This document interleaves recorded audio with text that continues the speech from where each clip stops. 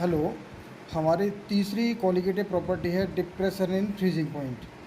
Depression freezing point में पढ़ेंगे हम the freezing point is the temperature at which solid and liquid phase have the same vapour pressure. यानी कि किसी भी सॉल्यूशन के सॉलिड फेस और लिक्विड फेस दोनों में वेपर प्रेशर जब इक्वल होते हैं जिस टेम्परेचर पर, उसको बोलते हैं हम फ्रीजिंग पॉइंट। उस टेम्परेचर को फ्रीजिंग पॉइंट बोलते हैं।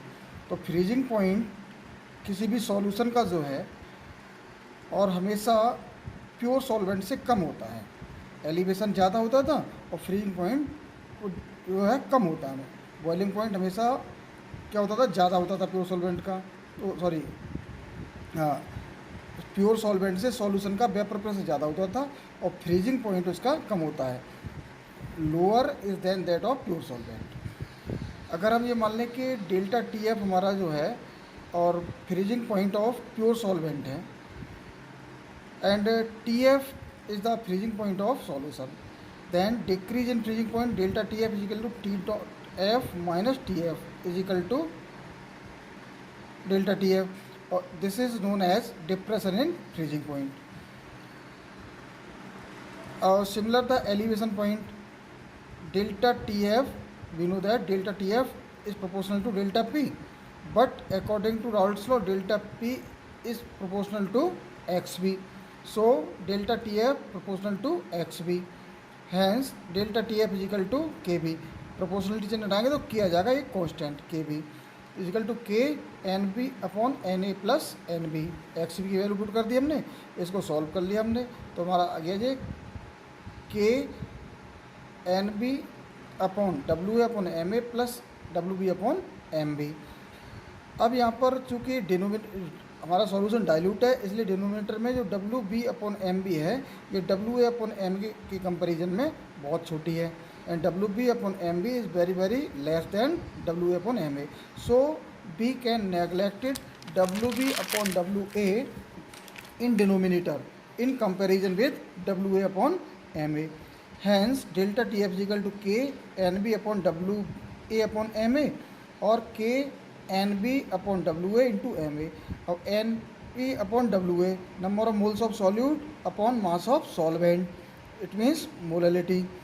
तो ये हो गया हमारा delta TF is equal to K into M molality into MA molar mass of solute solvent। अब यहाँ पर जो एम है वो एम ए हमारा मोलर मास ऑफ सॉल्वेंट, ये भी कांस्टेंट है और के भी कांस्टेंट है, इसलिए एक नया कांस्टेंट यहाँ पर होता है के एफ। ठीक है, तो delta T F equal to K F into M, M means molality.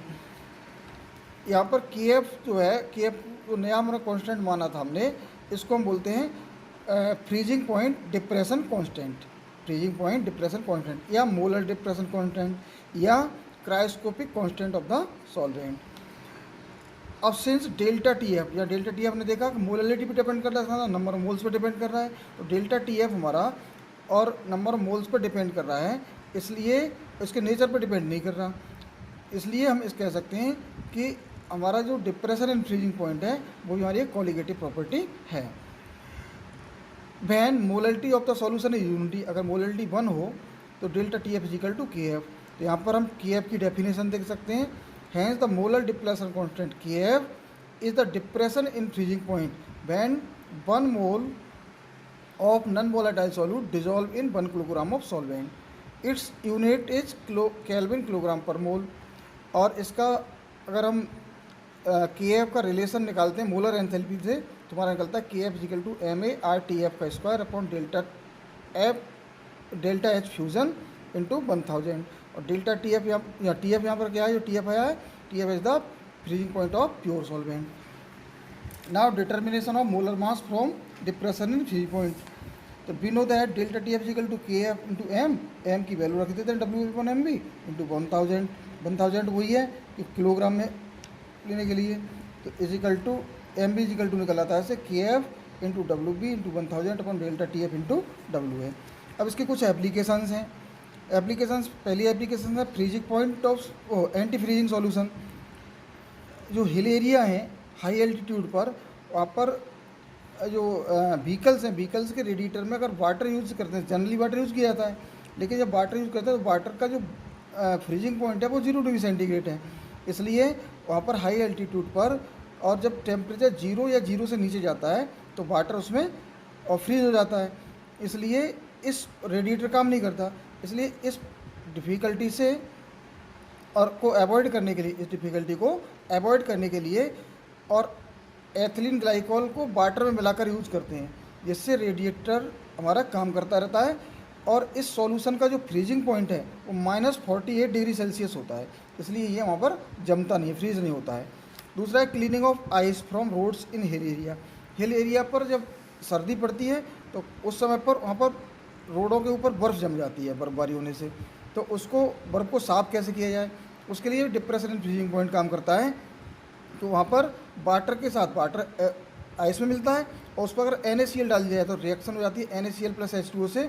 तो इसका जो फ्रीजिंग पॉइंट है -21 डिग्री सेल्सियस हो जाता है, जिससे हमारा जो आइस है वो मेल्ट हो जाती है। अगर NaCl के स्थान पर CaCl2 लिया जाए हम तो इसका जो फ्रीजिंग पॉइंट है वो -55 डिग्री सेल्सियस होता है। ये और अच्छा काम करता है। इससे जो हमारी आइस है वो और जल्दी मेल्ट हो जाती है।